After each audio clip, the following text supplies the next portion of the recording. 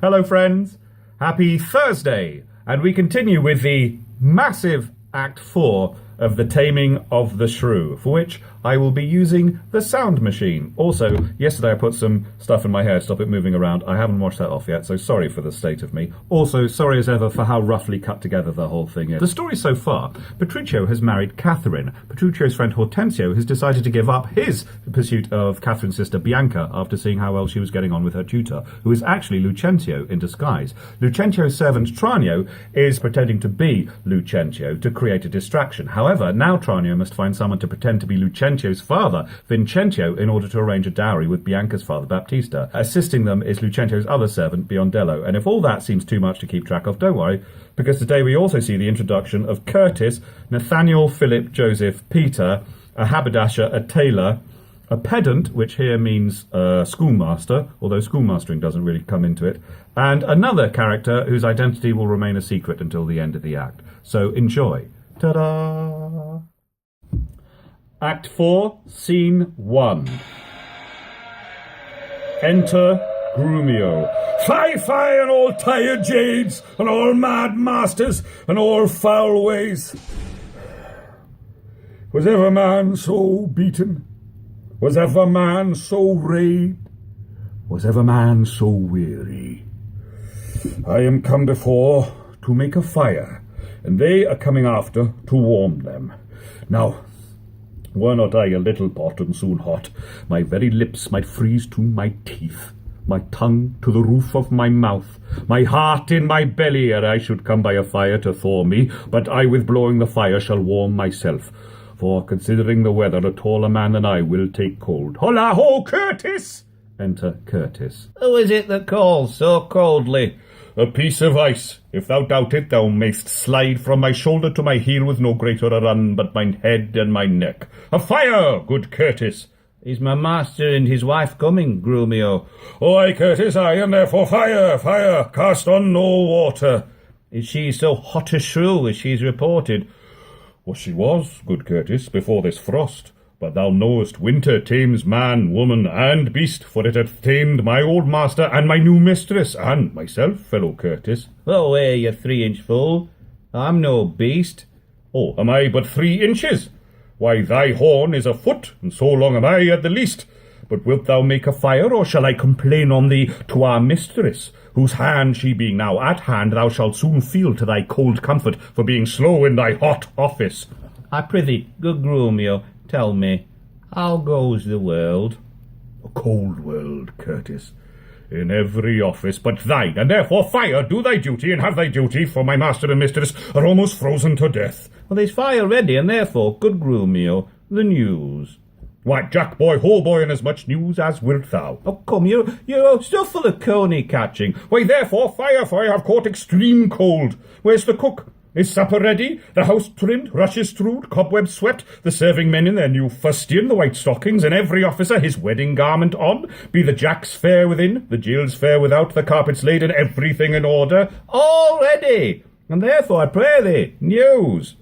First, oh, my horse is tired, my master and mistress fallen out. How? Out of their saddles into the dirt, and thereby hangs a tale. Well, let's have good Grumio. Lend thine ear. Here. There. Ah!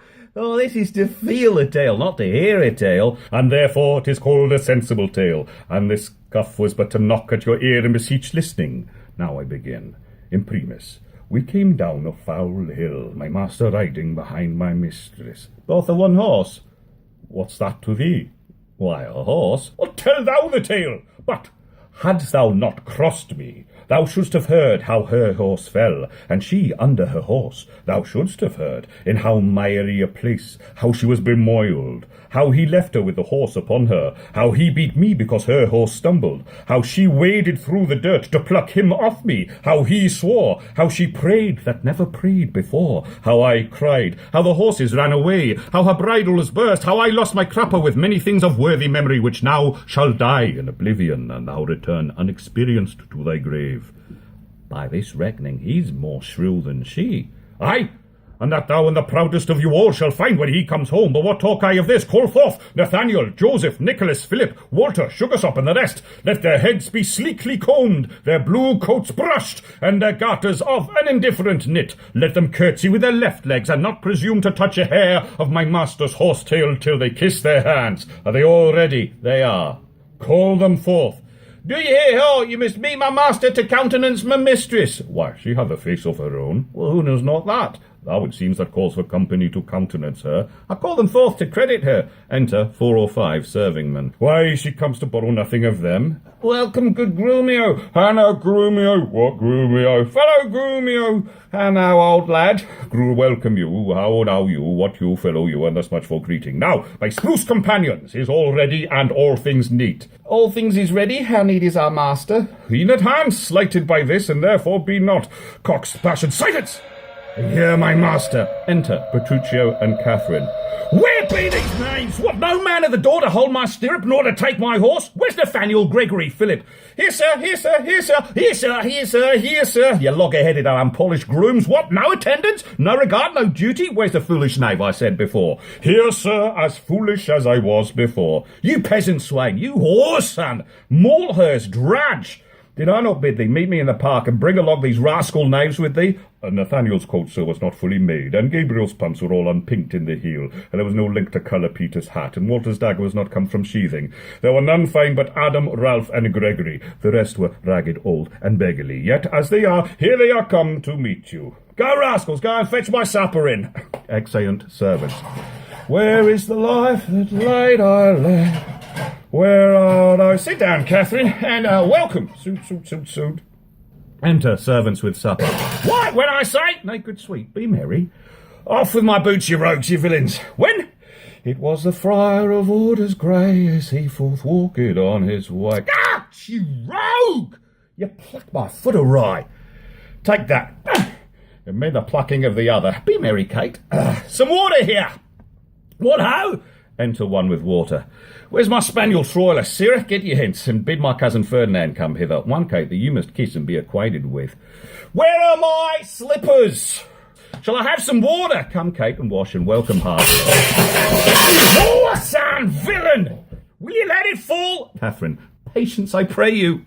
'Twas a fault unwilling, a whoreson, banal-headed, flop-eared knave. Come, Kate, sit you down. I know you have a stomach. Will you give thanks, sweet Kate, or shall I?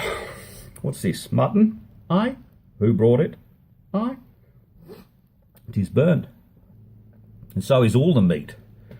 What dogs are these? Where's the rascal cook? How durst you villains bring it from the dresser and serve it thus to me that love it not? There! Take it to you, breeches, caps, and all. You headless joltheads and unmannered slaves. What do you grumble? I'll be with you straight. He chases the servants away. I pray you, husband, be not so disquiet. The meat was well, if you were so contented. I tell thee, Kate, 'twas burnt and dried away, and I expressly am forbid to touch it, for it engenders choler. Planteth anger. And better 'twere that both of us did fast, since of ourselves are choleric, than feed it with such over-roasted flesh. Be patient.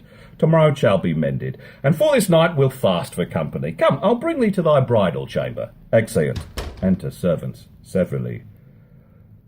Peter, didst ever see the like? He kills her in her own humour. Enter Curtis. Where is he?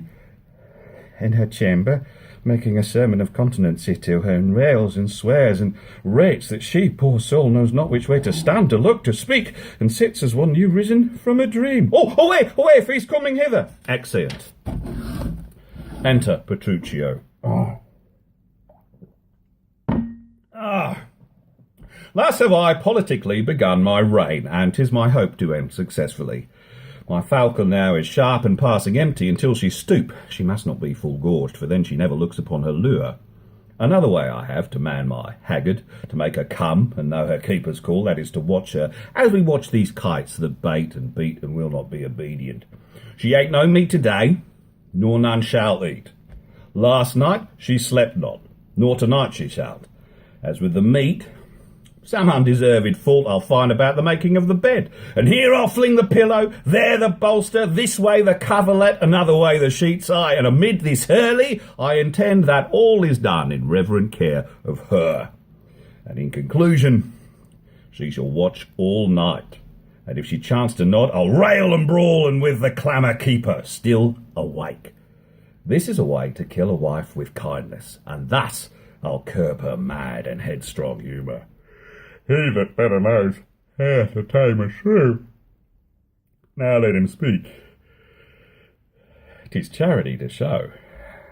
Exit. Scene 2. Enter Tranio as Lucentio and Hortensio as Licio. Is't possible, friend Licio, that Mistress Bianca doth fancy any other but Lucentio? I tell you, sir, she bears me fair in hand. Sir, to satisfy you in what I have said, stand by and mark the manner of his teaching. They stand aside. Enter Bianca and Lucentio as Cambio. Now, mistress, profit you in what you read. What master read you? First resolve me that. I read that I profess the art to love, and may you prove, sir, master of your art, while you, sweet dear, prove mistress of my heart. They stand aside. Quick proceeders, marry. Now tell me, I pray, you that durst swear that your mistress Bianca loved none in the world so well as Lucentio. Oh, despiteful love, unconstant womankind, I tell thee, Licio, this is wonderful. Mistake no more. I am not Licio, nor a musician, as I seem to be, but one that scorned to live in this disguise for such a one as leaves a gentleman and makes a god of such a cullion. Know, sir, that I am called Hortensio. Signor Hortensio, I have often heard of your entire affection to Bianca, and since mine eyes are witness of her likeness, I will, with you, if you be so contented, forswear Bianca and her love forever. See how they kiss and court. Signor Lucentio, here is my hand, and here I firmly vow never to woo her more, but do forswear her as one unworthy all the former favours that I have fondly flattered her withal. And here I take the like unfeigned oath, never to marry with her, though she would entreat. Fie on her. See how beastly she doth court him. Oh, will all the world but he had quite forsworn. For me, that I may surely keep mine oath, I will be married to a wealthy widow ere 3 days pass, which hath as long loved me as I have loved this proud, disdainful haggard. And so farewell, Signor Lucentio. Kindness in women, not their beauteous looks, shall win my love. And so I take my leave in resolution, as I swore before. Exit. Mistress Bianca, bless you with such grace as longeth to a lover's blessed case.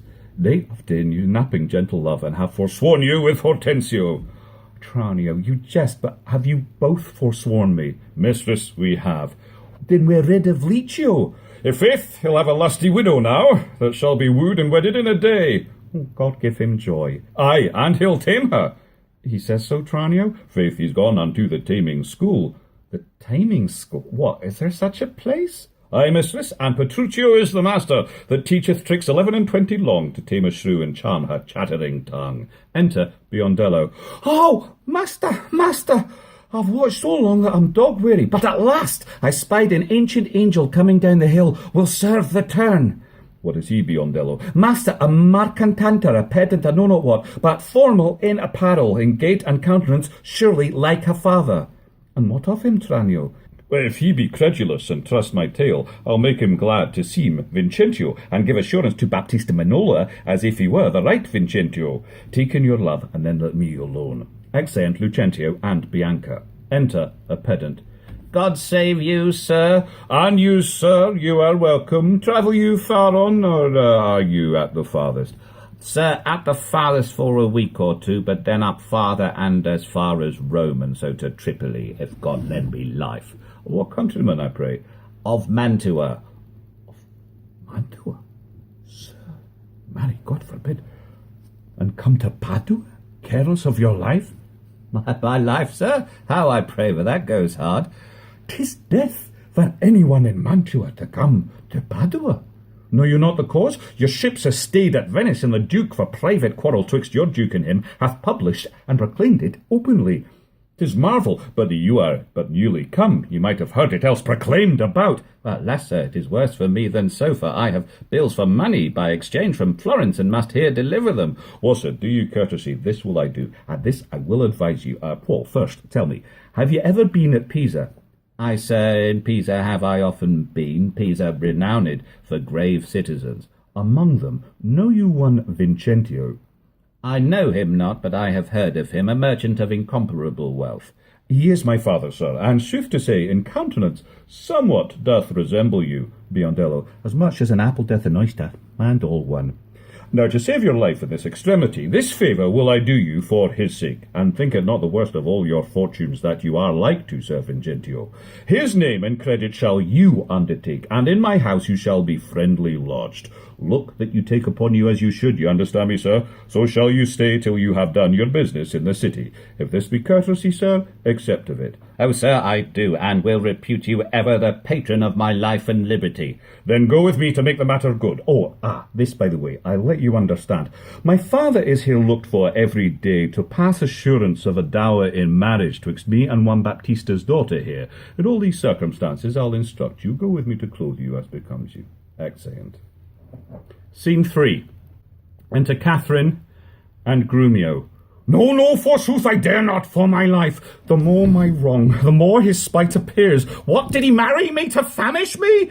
Beggars that come unto my father's door upon entreaty have a present alms, or if not elsewhere they meet with charity. But I, who never knew how to entreat, nor never needed that I should entreat, am starved for meat, giddy for lack of sleep, with oaths kept waking, and with brawling fed, and that which spites me more than all these wants, he does it under name of perfect love, as who should say, if I should sleep or eat, 'twere deadly sickness or else present death. I prithee, go and get me some repast, I care not what, so it be wholesome food. What say you to neat's foot? 'Tis passing good, I prithee, let me have it. Oh, no, I fear it is too choleric a meat. How say you to a fat tripe finely broiled? I like it well, good Grumio, fetch it me. No, I cannot tell, I fear 'tis choleric. What say you to a piece of beef and mustard? A dish that I do love to feed upon. Aye, but the mustard is too hot a little. Why then the beef, and let the mustard rest. Oh, nay, then I will not. You shall have the mustard, or else you'll have no beef of Grumio. Well, then both or one or anything thou wilt. Why then the mustard without the beef. Go! Get thee gone! Thou false deluding slave! Thou feeds me with the very name of meat! Sorrow on thee, and all the pack of you that triumph thus against my misery! Go, get thee gone, I say! Enter Petruchio and Hortensio with meat. How fares my Kate? What sweeting, all a mort.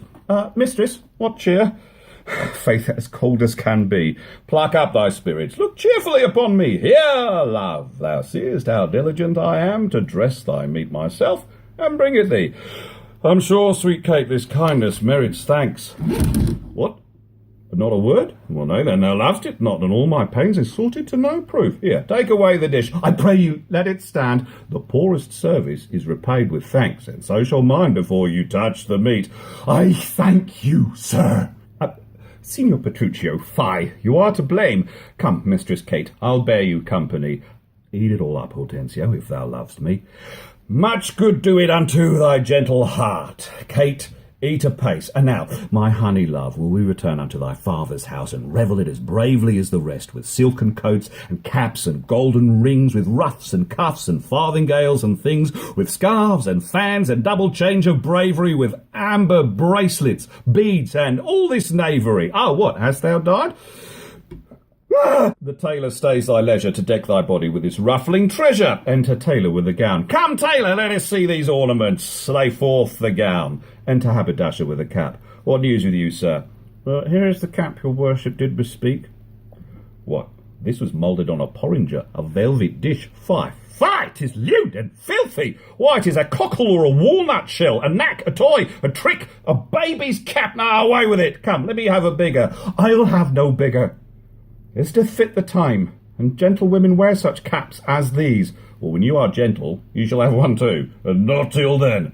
That will not be in haste. Why, sir, I trust I may have leave to speak, and speak I will. I am no child, no babe. Your betters have endured me say my mind, and if you cannot, well, best you stop your ears. My tongue will tell the anger of my heart, or else my heart concealing it will break, and rather than it shall, I will be free, even to the uttermost as I please, in words.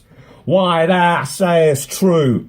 It is a paltry cap, a custard coffin, a bauble, a silken pie. I love thee well, in that thou likest it not. Love me or love me not, I like the cap, and it I will have, or I will have none. Exit haberdasher. Thy gown? Come, tailor, let's see it. Oh, mercy. God, what masking stuff is here? What's this, a sleeve? It's like a demi-cannon. What, up and down carved like an apple tart? Is snip and nip and cut and slish and slash like to a scissor in a barber's shop. Why, what a devil's name tailor call'st thou this? I see she's like to have nor cap nor gown. You bid me make it orderly and well, according to the fashion and the time. Or marry, and did, but if you remembered, I did not bid you mar it to the time. Go hop me over every kennel home, for you shall hop without my custom, sir. Oh, none of it. Hence, make your best of it. I never saw a better fashioned gown, more quaint, more pleasing, nor more commendable. Belike you mean to make a puppet of me? Why, true, he means to make a puppet of thee. No, she says your worship means to make a puppet of her. Oh, monstrous arrogance. Thou liest, thou thread, thou thimble, thou yard, 3/4, half-yard, quarter nail, thou flea, thou nit, thou winter cricket, thou braved in mine own house with a skein of thread? Away, thou rag, thou quantity, thou remnant, or I shall so bemeet thee with thy yard as thou shalt think on prattling whilst thou livest. I tell thee, that thou hast marred her gown. Your worship is deceived. The gown is made just as my master had direction. Grumio gave order how it should be done. I gave him no order, I gave him the stuff. But how did you desire it should be made? Or marry, sir, with needle and thread. But did you not request to have it cut? Thou hast faced many things. I have. Face not me. Thou hast braved many men. Brave not me. I will neither be faced nor braved. I say unto thee, I bid thy master cut out the gown, but I did not bid him cut it to pieces, ergo thou liest. Well, here is the note of the fashion to testify. Read it. The note lies in his throat if you say I said so. Imprimis, a loose-bodied gown. Master, if ever I said loose-bodied gown, sew me in the skirts of it, and beat me to death with the bottom of a brown thread. I said a gown. Proceed. With a small compassed cape. I confess the cape. With a trunk sleeve. I confess 2 sleeves. With sleeves curiously cut. Aye, there's the villainy. Enter in the bill, sir. Enter in the bill. I command the sleeves should be cut out and sewed up again, and that I'll prove upon thee, though thy little finger be armed in a thimble. This is true that I say, and I have thee in place where thou shouldst know it. I am for thee straight. Take thou the bill. Give me the meat yard, and spare not me. God a mercy, Grumio, then he shall have no odds. Well, sir, in brief, the gown is not for me. Well, you are right, sir. It is for my mistress. Go, take it up into thy master's use. Oh, villain, not for thy life. Take up my mistress' gown for thy master's use. Why, sir, what's your conceit in this? Oh, sir, the conceit is deeper than you think for. Take up my mistress' gown for my master's use. Fie. Hortensio, say thou would see the tailor paid. Go, take it hence, be gone, and say no more. Tailor, I'll pay thee for thy gown tomorrow. Take no unkindness of his hasty words. Away, I say. Commend thee to thy master. Well, come, my cat, we will unto your fathers even in these honest mean habiliments. Our purses shall be proud, our garments poor. For 'tis the mind that makes the body rich, and as the sun breaks through the darkest cloud, so honour peereth in the meanest habits. What? Is the jay more precious than the lark, because his feathers are more beautiful? Or is the adder better than the eel, because his painted skin contents the eye? Oh no, good Kate, neither art thou the worse for this poor furniture and mean array. If thou accountst it shame, lay it on me. And therefore, frolic! We will hence forthwith to feast and sport us at thy father's house. Go, call my men, and let us straight to him, and bring our horses unto Long Lane End. There we will mount, and thither walk on foot. Let's see, I think 'tis now some 7 o'clock. Well, we may come there by dinner time. I dare assure you, sir, 'tis almost 2, and 'twill be supper time ere you come there. It shall be 7 ere I go to horse. Look, what I speak or do, or think to do, you're still crossing it. Oh, sirs, let alone. I will not go today, and ere I do, it shall be what o'clock I say it is. Why, so this gallant will command the sun.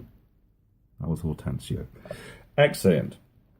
Scene 4.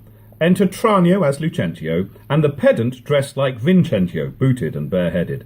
Sir, this is the house. Please it you that I call? Aye, what else? And but I be deceived, Signor Baptista may remember me near 20 years ago in Genua. Well, we will lodgers at the Pegasus, 'tis well, and hold your own in any case with such austerity as longeth to her father. Enter Biondello. I warrant you. Oh, but sir, here comes your boy. To a good he was schooled. Fear you not him. Sir Biondello, now do your duty thoroughly, I advise you. Imagine 'twere the right Vincentio. Fear not me. But how so done they errand to Baptista? I told him that your father was at Venice, and that you looked for him this day in Padua. Giving money. Thou art a tall fellow. Hold thee that to drink. Ah, here comes Baptista. Set your countenance, sir. Signor Baptista, you are happily met. Sir, this is the gentleman I told you of. Pray you stand good father to me now. Give me Bianca for my company. Soft son.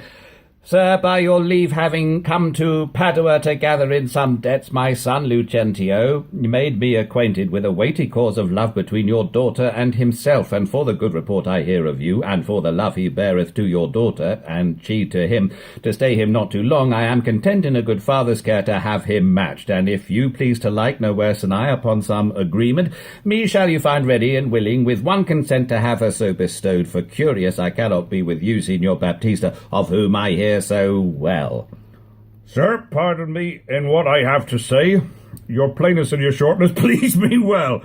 Right true it is that your son Lucentio here doth love my daughter, and she loveth him, or both dissemble deeply their affections.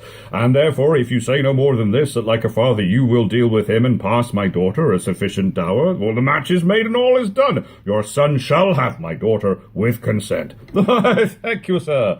Well, then, do you know best we be affied, and such assurance ta'en as shall with either part's agreement stand? Well, not in my house, Lucentio, for you know pitches have ears, and I have many servants. Besides, old Gremio is hearkening still, and happily we might be interrupted. Well, then, at my lodging, and it like you, where doth my father lie? And there this night will pass the business privately and well. Send for your daughter by your servant here. My boy shall fetch the scrivener presently. The worst is this, that as for slender warding, you'd like to have a thin and slender pittance. Well, likes me well. Cambio, hie you home, and bid Bianca make her ready straight, and if you will, tell what hath happened. Lucentio's father is arrived in Padua, and how she's like to be Lucentio's wife. Exit Lucentio. Pray the God she may with all my heart. Well, darling, not with the gods, but get thee gone. Exit Biondello. Signor Baptista, shall I lead the way? Welcome. One mess is like to be your cheer. Come, sir, we will better it in Pisa. I follow you. Excellent. Scene 5. Enter Lucento and Biondello. Cambio! What sayest thou, Biondello? You saw my master wink and laugh upon you? Biondello, what of that? Oh, faith, nothing, but he's left me here behind to expand the meaning or moral of his signs and tokens. I pray thee, moralize them. Well, then, thus. Baptista is safe, talking with the deceiving father of a deceitful son. And what of him? Well, his daughter is to be brought by you to the supper, and then the old priest at St. Luke's church is at your command at all hours. And what of all this? Well, I cannot tell, except they are busied about a counterfeit assurance. Take you assurance of her cum privilegio ad imprimendum solum. To the church take the priest clerk and some sufficient honest witnesses. If this be not what you look for, I have no more to say, but bid Bianca farewell for ever and a day. Hearest thou, Biondello? I cannot tarry. I know a wench married in an afternoon, and she went to the garden for parsley to stuff a rabbit, and so may you, sir, and so adieu, sir. My master hath appointed me to go to St. Luke's to bid the priest be ready to attend against you come with your appendix. Exit. I may and will, if she be so contented. No, she will be pleased, and wherefore should I doubt? Hap what hap may, I'll roundly go about her. It shall go hard if Cambio go without her. Exit. Scene 6. Enter Petruchio, Catherine, Hortensio, and servants. Oh, come on, in God's name, once more toward our fathers. Oh, good Lord, how bright and goodly shines the moon. The moon? The sun? It's not moonlight now. I say it is the moon that shines so bright. I know it is the sun that shines so bright. Nah, by my mother's son! And that's myself. It shall be moon or star or what I list, or ere I journey to your father's house. Oh, go on, fetch our horses back again. Evermore crossed and crossed, nothing but crossed. Say as he says, or we shall never go. Forward, I pray. Since we have come so far, and be it moon or sun or what you please, and if you please to call it a rush candle, henceforth I vow it shall be so for me. Well, I say it is the moon. I know it is the moon. Well, nay, then you lie. It is the blessed sun. Well, then God be blessed, it is the blessed sun. But sun it is not, when you say it is not. And the moon changes even as your mind. What you will have it named, even that it is, and so it shall be, still, for Catherine. Petruchio, go thy ways. The field is won. Well, Forward! Forward! Thus the bowl should run, not unluckily against the bias. But soft company is coming here. Enter an old man. Good morrow, gentle mistress, where away? Tell me, sweet Kate, and tell me truly too, hast thou beheld a fresher gentlewoman, such war of white and red within her cheeks? What stars do spangle heaven with such beauty as those two eyes become that heavenly face? Fair lovely maid, once more good day to thee. Sweet cat, embrace her for her beauty's sake. It will make the man mad to make the woman of him. Young budding virgin, fair and fresh and sweet, whither away, or where is thy abode? Happy the parents of so fair a child, happier the man whom favourable stars allots thee for his lovely bedfellow. Now, Kate, I hope thou art not mad. This is a man, old, wrinkled, faded, withered, not a maiden, as thou sayest it is. Pardon, old father, my mistaking eyes that have been so bedazzled with the sun that everything I look on seemeth green. Now I perceive thou art irreverent father. Pardon, I pray me, for my mad mistaking. Adieu, good old grandsire, and with all make known which way thou travellest. If along with us, we shall be joyful of thy company. Well, fair sir, and you, my merry mistress, that with your strange encounter much amused me. My name is called Vincentio, my dwelling Pisa, and bound I am to Padua, there to visit a son of mine which long I have not seen. What is his name? Lucentio. Gentle sir. Happily met. Well, the happier for thy son. And now by law as well as reverend age I may entitle thee my loving father. O thy sister to my wife, this gentlewoman, thy son by this, hath married. I wonder not, nor be not grieved. She's of good esteem, a dowry wealthy, and of worthy birth beside, so qualified as may beseem the spouse of any noble gentleman. Well, let me embrace with old Vincentio, and wander we to see thy honest son, who will of thy arrival be full joyous. Oh, but is this true, or is it else your pleasure, like pleasant travellers, to break a jest upon the company you overtake? I do assure thee, father, so it is. Come, go along, and see the truth hereof, for our first merriment hath made thee jealous. Exeunt all but Hortensio. Well, Bertuccio, this has put me in heart. Have to my widow, and if she be froward, then thou hast taught Hortensio to be untoward. Exit. And that is Act 4. Act 3 is there, and the last act, when I have read it, will go up there. There's a tip jar below if you want to leave any tips, or there's comments if you want to ask what happened. Thank you for all that. Thank you for watching. Thank you for your likes. Thank you. I hope you're all doing tremendously. Bye-bye.